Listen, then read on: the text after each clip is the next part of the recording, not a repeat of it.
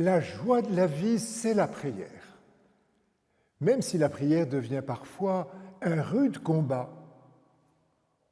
On en a une forte illustration dans le fameux combat de Jacob qui lutte avec Dieu une nuit entière et en gardera toute sa vie une trace à l'emboîture de la hanche. Mais il en sort béni.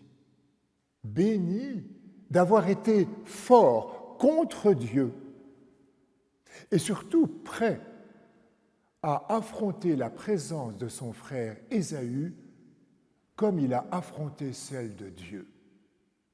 Au fond, la nuit d'agonie de Jacob préfigure celle de Jésus qui, lui, aura à affronter une foule qui lui en veut à mort. Père, s'il est possible que cette coupe s'éloigne de moi, mais que ta volonté soit faite, non la mienne. Tout chrétien doit avoir dans sa garde-robe une tenue de combat. Saint Paul ne mâche pas ses mots à ce sujet quand il écrit aux Éphésiens « Revêtez l'armure de Dieu pour être en état de tenir face aux manœuvres du diable. Ayez toujours en main le bouclier de la foi.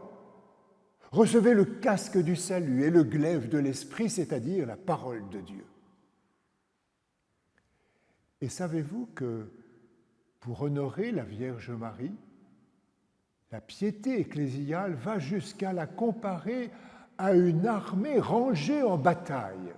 Elle est redoutable, en effet, aux démons et à toutes les forces du mal qui s'insurgent contre ses enfants. Elle met tout en œuvre pour procurer à chacun d'eux les armes puissantes, indispensables pour gagner la victoire de l'amour et du pardon. Allez donc voir les saints.